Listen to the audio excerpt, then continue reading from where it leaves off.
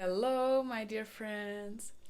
Some time ago, I asked my master for a mantra, and later, when I read stories about Himalayan masters, I learned that this is very common. When a student asks a master for a mantra, the master often delays it. It's like a test to see if you really want it, if you are humble enough, if you are patient, if you are ready. And my teacher also did not respond for quite a long time. At one point, it even felt like he had forgotten. So I had to remind him again. And in that way, he could see my consistency as well. And honestly, I also have a bit of a stubborn nature. So, and then one day, when I asked again, he said, "All right, your mantra is be simple, be humble." And I was disappointed.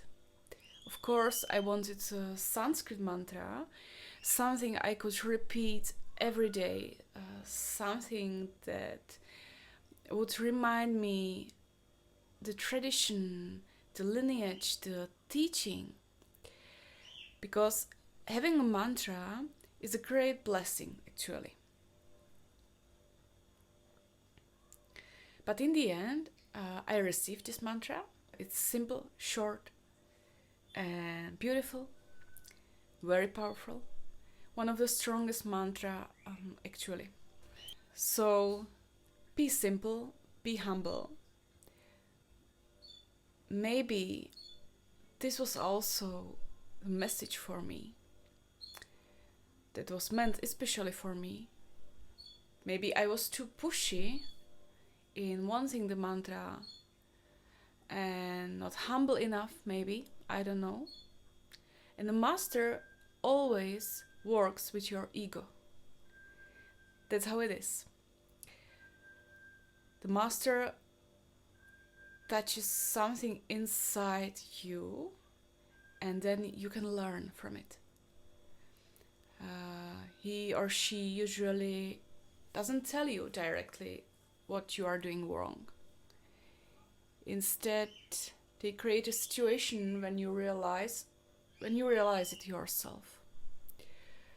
Sometimes just through their presence, or sometimes through just one short sentence or remark, what he or she says.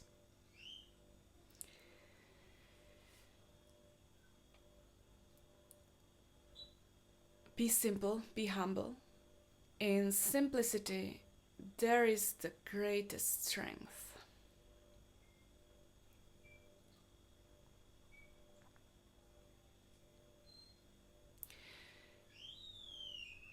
Very often we want everything. The problem is that as people, we generally want too much. But we are actually better, happier, calmer when we want less. All great teachers say this. So it was true for me as well. And I still have this tendency, maybe. I also tend to do things in a very wow way, very impressive, very effective. But later you realize that the greatest beauty is when there is no effect. No effect at all. When there is just simplicity. When we do things simply, we don't have the need to please others, to impress, to create an effect. We are also more humble as well. This does not mean that we are stupid, we are weak or naive. It doesn't mean we let everything happen to us. As I often say, and my master says it always, we are humble tigers. We should be humble tigers. especially inside, we can show our strength when it is needed, and when it is not needed, we are quiet. We should be quiet. That is how it should be for yogis, if you follow the yogic path.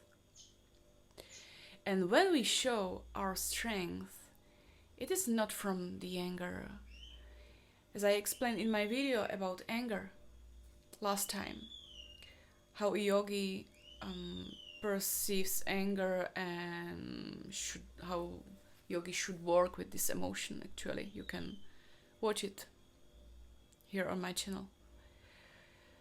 So to be humble, inwardly strong and simple, not trying to please others, not trying to please, not trying to create wow effects, because those impressive things are often just hidden needs to be liked and accepted, ideally by everyone. It is important to realize where this comes from. Often it comes from a feeling of not being enough, not being appreciated, that we are not enough.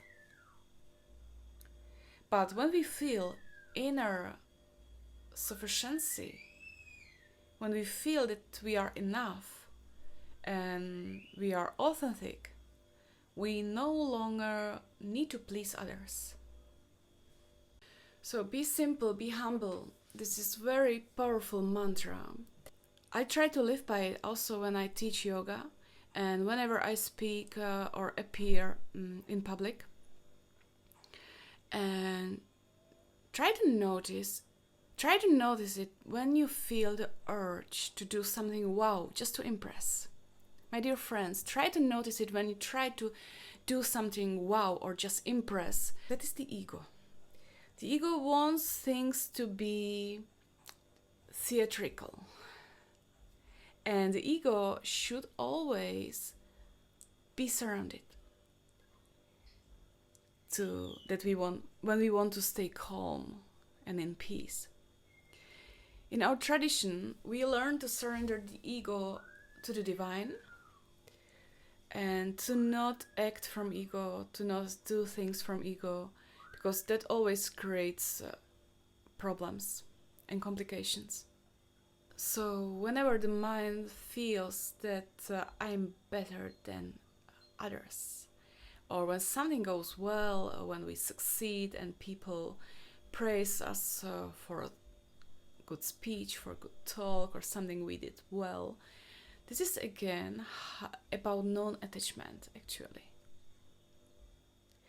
When we are less attached to things, to people, and even to ourselves, we know that nothing truly belongs to us. Not even our successes. The ego always wants to inflate them. And it's also like this. The yogi should not swing too much.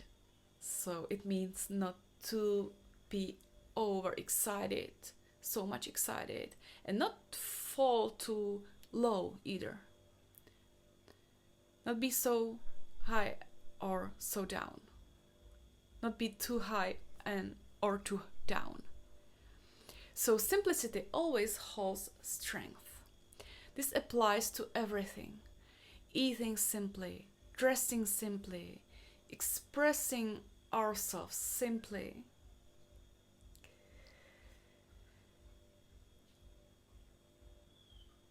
In yogic terminology, this is called sattva, actually.